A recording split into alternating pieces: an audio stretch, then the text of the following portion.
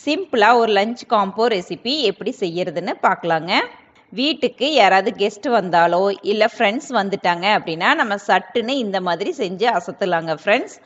என்னென்ன செய்ய போகிறோம் அப்படின்னா ஜீரா ரைஸ், சப்பாத்தி, பன்னீர் டிக்கா மசாலா. ஃபஸ்ட்டு நம்ம பன்னீர் டிக்கா மசாலா எப்படி செய்யறதுன்னு பார்க்கலாங்க. அதுவும் ரெஸ்டாரண்ட் ஸ்டைலில்.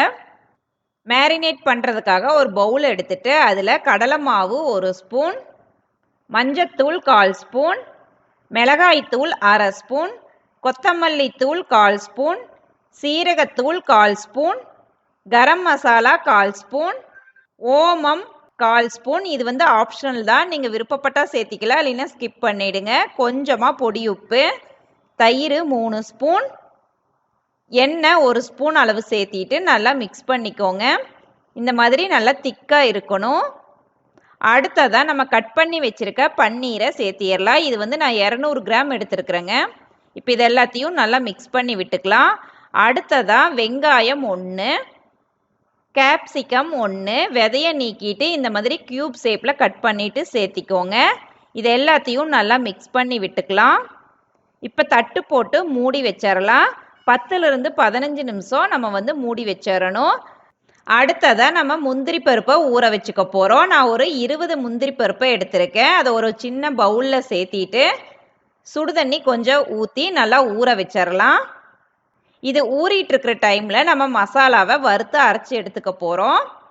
அதுக்கு அடுப்பில் கடாயை வச்சுட்டு எண்ணெய் சேர்த்திக்கோங்க. கட் பண்ணி வச்சுருக்க வெங்காயம் 2, தக்காளி 2, பூண்டு 8 பல்லு, தோலை சீவிட்டு கட் பண்ணி வச்சுருக்க இஞ்சி 1 இன்ச் அளவுக்கு சேர்த்திக்கலாம். கொஞ்சமாக உப்பு சேர்த்திட்டு நல்லா வதக்கி விட்டுக்கலாம். நல்லா வதங்கிருச்சு. இப்போ இதை எடுத்து ஆற வச்சிடலாம். இப்போ நம்ம 15 நிமிஷம் ஊற வச்சுருந்தோம் இல்லைங்களா, அதை ஓப்பன் பண்ணி பார்க்கலாம். திருப்பியும் நல்லா மிக்ஸ் பண்ணி விட்டுக்கோங்க. இப்போ அடுப்பில் தோசைக்கல்லை வச்சுட்டு கல் நல்லா சூடானதுக்கப்புறம் எண்ணெய் சேர்த்திக்கோங்க. எண்ணெயை நல்லா ஈவனாக ஸ்ப்ரெட் பண்ணி விட்டுக்கோங்க. அடுத்ததாக நம்ம மேரினேட் பண்ணி வச்சுருந்த வெஜ்ஜீஸ் எல்லாத்தையும் சேர்த்திடலாம். அடுப்பை லோ ஃப்ளேமில் வச்சுட்டு வேக வச்சுக்கோங்க. கொஞ்சமாக எண்ணெய் சேர்த்திக்கோங்க. ஒரு சைடு வெந்ததுக்கப்புறம் அடுத்த சைடு திருப்பி போட்டுக்கோங்க. ரொம்ப நேரம் வேக வைக்க வேண்டியதில்லை, 5 நிமிஷம் மட்டும் வேக வச்சிங்கன்னா போதும். 2 சைடும் நல்லா ஃப்ரை ஆனதுக்கப்புறம் ஒரு தட்டுக்கு ட்ரான்ஸ்ஃபர் பண்ணிடலாம். அடுத்ததாக நம்ம வதக்கி ஆற வச்சுருந்ததை மிக்ஸி ஜாரில் சேர்த்திடலாம். ஊற வச்சுருந்த முந்திரி பருப்பையும் சேர்த்திட்டு நல்லா விழுதாக அரைச்சி எடுத்துகிட்டு வந்துடலாம். அடுத்ததாக அடுப்பில் கடாயை வச்சுட்டு எண்ணெய் சேர்த்திக்கலாம். எண்ணெய் காஞ்சதுக்கப்புறம் சீரகம் 1/4 ஸ்பூன், சீரகம் பொரிஞ்சு வந்ததுக்கப்புறம் அரைச்சி வச்சுருக்க விழுதை சேர்த்திடலாம். கொஞ்சமாக தண்ணி சேர்த்திட்டு மிக்ஸி ஜாரை அலசிட்டு சேர்த்திடலாம். மஞ்சத்தூள் 1/4 ஸ்பூன், மிளகாய்த்தூள் 1 ஸ்பூன், கொத்தமல்லி தூள் 1/2 ஸ்பூன், சீரகத்தூள் 1/2 ஸ்பூன் சேர்த்திட்டு நல்லா கலக்கி விட்டுட்டு மூடி போட்டு 5லிருந்து 7 நிமிஷம் வரையிலும் வேக வச்சுக்கலாம். இப்போ ஓப்பன் பண்ணி பார்க்கலாம். பாருங்கள், சைடில் எண்ணெயெல்லாம் பிரிஞ்சு வந்துருச்சு. திருப்பியும் நல்லா கலக்கி விட்டுட்டு தண்ணி 1.5 டம்ளர் அளவுக்கு சேர்த்திடலாம். நான் டீ குடிக்கிற டம்ளரில் தாங்க சேர்த்திக்கிறேன். இப்போ திருப்பியும் நல்லா கலக்கி விட்டுட்டு மூடி போட்டு வேக வச்சுக்கலாம். பாருங்கள், நல்லா கொதிச்சு வந்துருச்சு. இந்த ஸ்டேஜில் நம்ம ஆல்ரெடி ஃப்ரை பண்ணி வச்சுருந்தோம் இல்லைங்களா, அந்த பன்னீர் டிக்காவை சேர்த்திடலாம். தேவையான அளவு உப்பு சேர்த்திக்கோங்க. உப்பு ஆல்ரெடி சேர்த்திருக்கோம், பார்த்து சேர்த்திக்கோங்க. திருப்பியும் நல்லா கலக்கி விட்டுக்கலாம். மூடி போட்டு 8லிருந்து 10 நிமிஷம் வரையிலும் லோ ஃப்ளேமில் வச்சுட்டு வேக வச்சுக்கோங்க. பாருங்கள், சைடில் எண்ணெயெல்லாம் பிரிஞ்சு வந்துருச்சு. இந்த ஸ்டேஜில் அடுப்பை ஆஃப் பண்ணிவிட்டு கரம் மசாலா 1/4 ஸ்பூன், கசூரி மெத்தி 1 ஸ்பூன். இது வந்து ஆப்ஷனல் தான், உங்களுக்கு விருப்பப்பட்டால் சேர்த்திக்கோங்க, இல்லைன்னா ஸ்கிப் பண்ணிவிடுங்க. திருப்பியும் மூடி போட்டு ஒரு 5 நிமிஷம் மூடி வச்சிடலாம். இப்போ ஓப்பன் பண்ணிவிட்டு நல்லா கலக்கி விட்டுக்கலாம்.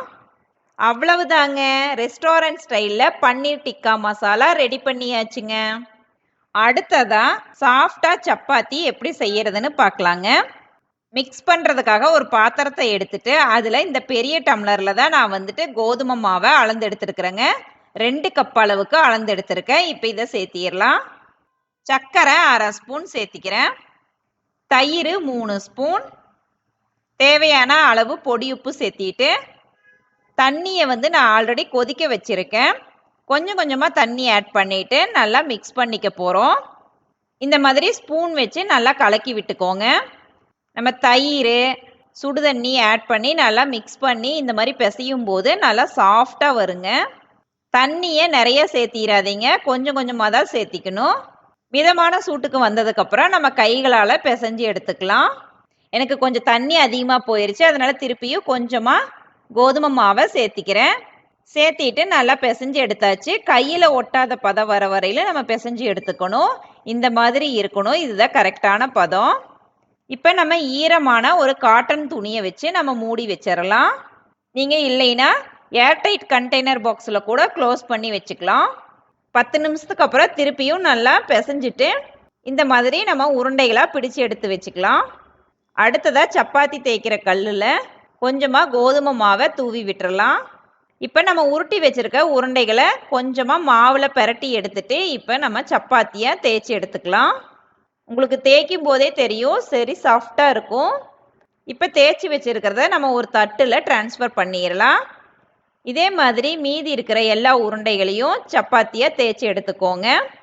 நம்ம தேய்ச்சி வச்சுருக்கிறதெல்லாம் ஒட்டாமல் வர்றதுக்காக கொஞ்சமாக கோதுமை மாவை தூவி விட்டுட்டு தேய்ச்சி வச்சுருக்கிற சப்பாத்தியை வச்சிடலாங்க. இதே மாதிரி மீதி இருக்கிறது எல்லாத்தையும் தேய்ச்சி எடுத்துக்கோங்க. அடுத்ததாக அடுப்பில் தோசைக்கல்லை வச்சுட்டு கல் நல்லா சூடானதுக்கப்புறம் நம்ம தேய்ச்சி வச்சுருக்கிறத எல்லாத்தையும் சப்பாத்தியாக போட்டு எடுத்துக்கலாங்க.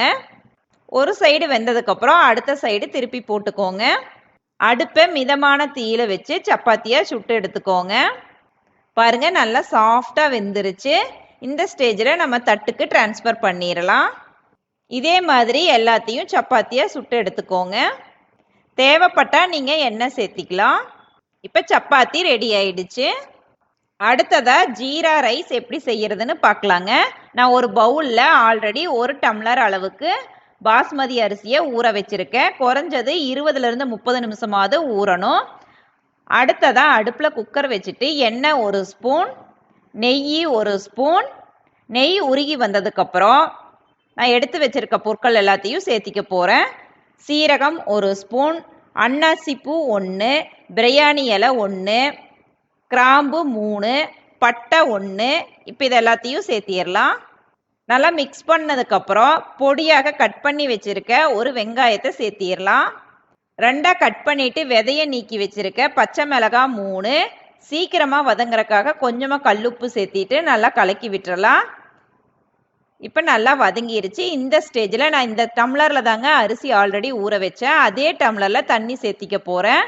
1.5 டம்ளர் அளவுக்கு தண்ணி சேர்த்திக்கிட்டேன். தேவையான அளவு கல்லுப்பு சேர்த்திட்டு நல்லா கலக்கி விட்டுறலாம். நீங்கள் எந்த டம்ளரில் அரிசி அளந்து எடுத்துக்கிறீங்களோ அதே டம்ளரில் தான் தண்ணி சேர்த்திக்கணும். பாருங்கள், நல்லா தண்ணி கொதிக்க ஆரம்பிச்சிருச்சு. இந்த ஸ்டேஜில் நம்ம ஆல்ரெடி ஊற வச்சுருந்த அரிசியை தண்ணியை வடிச்சிட்டு சேர்த்திக்கலாம். திருப்பியும் நல்லா கலக்கி விட்டுக்கோங்க. இப்போ நல்லா கொதிக்க ஆரம்பிச்சிருச்சு. இந்த ஸ்டேஜில் குக்கரை மூடி போட்டு ஒரு விசில் வர வரையில் வெயிட் பண்ணலாங்க. இப்போ ஒரு விசில் வந்துருச்சு. அடுப்பை ஆஃப் பண்ணிவிட்டு விசில் இறங்குற வரையில் வெயிட் பண்ணிவிட்டு ஓப்பன் பண்ணலாம். கடைசியாக பொடியாக கட் பண்ணி வச்சுருக்க கொத்தமல்லி இலையை தூவி விட்டுறலாங்க. பாருங்கள், சூப்பராக ஜீரா ரைஸும் ரெடி ஆயிடுச்சு. நீங்கள் இந்த பன்னீர் டிக்கா மசாலாவை சப்பாத்தியுடனும் ஜீரா ரைஸோடனும் வச்சு பரிமாறலாங்க. செம டேஸ்டாக இருக்குங்க. நீங்களும் இந்த லஞ்ச் காம்போ ரெசிபியை ட்ரை பண்ணி பாருங்கள் ஃப்ரெண்ட்ஸ். எப்படி வந்துச்சுன்னு மறக்காமல் கமெண்ட்ஸ் பண்ணுங்கள். நெக்ஸ்ட் வீடியோவில் உங்களை புதுவித ரெசிபியுடன் மீட் பண்ணுறேங்க.